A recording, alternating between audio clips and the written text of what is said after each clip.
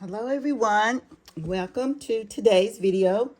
Today we are going to be sublimating on an apron from Michaels. This is their brand, the Make Market brand sublimation apron. I don't remember how much it cost. I think it was about $8 or something like that, and somewhere in that range. So on this apron, I've already cut out the designs that I'm going to sublimate onto the apron, and I am going to tape these down. But before I do, I just wanted to show you that I started to cut these out on the Cricut, using the print then cut option. However, I had the settings somehow wrong because it started cutting out the individual letters, and I didn't want to do that. I wanted to just cut out around the letters. So I stopped it and I was able to save these two little pieces. So I'll have to just tape these down onto the apron once I get started. So I'll set those to the side because before we get started, I want to preheat this for about 5 seconds. I want to get these wrinkles out a little bit and then just preheat the surface. So I'll do that and I'll be back in just a moment. Okay, so it's been a couple seconds and I've gotten most of the wrinkles out and I've preheated it for a couple seconds, and now I'm going to go ahead and place the design on to the apron in the correct way. So we have the easel. Put that, I may have to play with these a little bit and try to determine where they're going to go on here, because I designed it when I was in Design Space, but I didn't do it in any particular order. So let's see. So I'll put the paintbrush maybe that way. I kind of don't want them all in one, like in a square, for instance. I want them to kind of be a little jumbled like that. And then the artist part, I'm going to go at the top. And then I have to tape down those missing pieces in there. If I can pick it up. Okay, I have to tape those down so that they stay in place like so. Just put them right back in where they belong. And then that should work. So let me tape everything down and then decide if it looks good. It's kind of hard to see it backwards, but we're going to try it anyway. Okay, so that's good right there. No problem with this.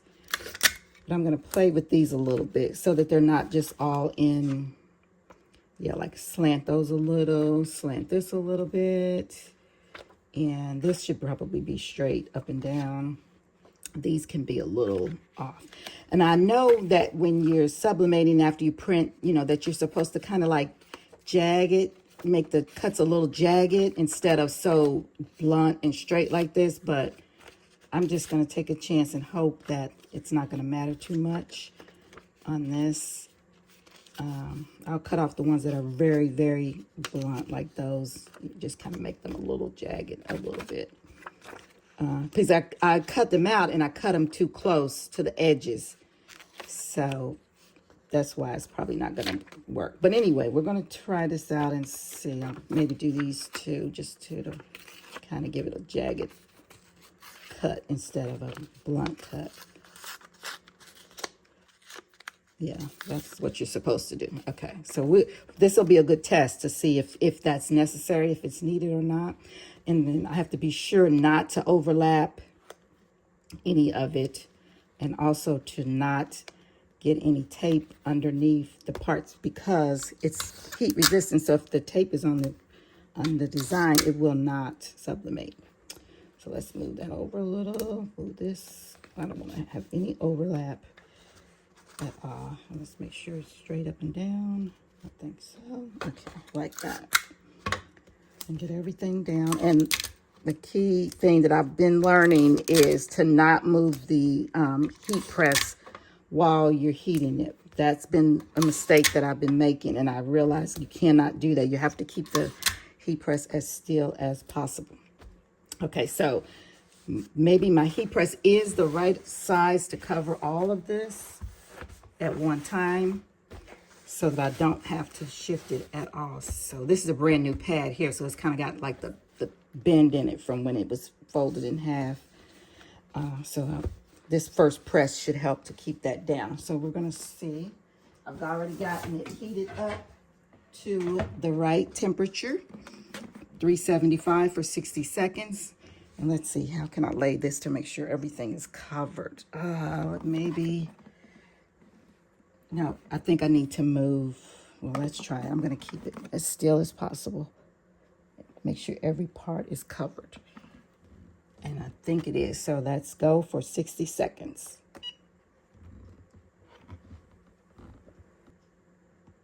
Okay, it's just a couple more seconds and we are done. Okay.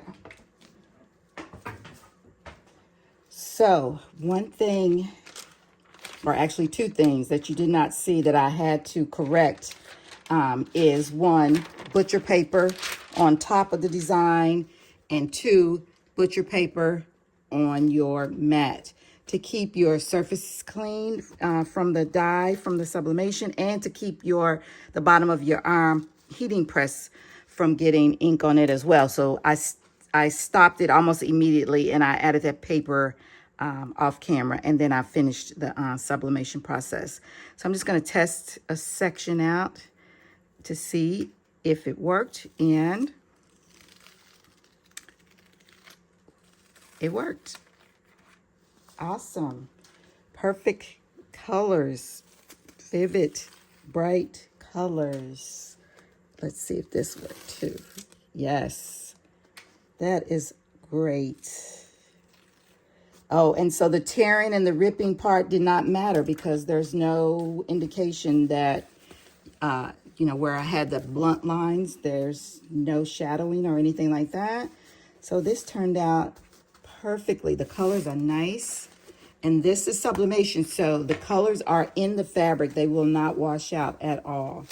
So they do stay in there. But I want to show you the reason why I did put that paper down, and I'm glad because as you see, the ink does get onto the paper. So that's why I put that down. But anyway, this turned out great. I really like it. So this is sublimation on an apron from Michaels. Very simple, very easy. So thank you for watching, and come back for the next video. Bye.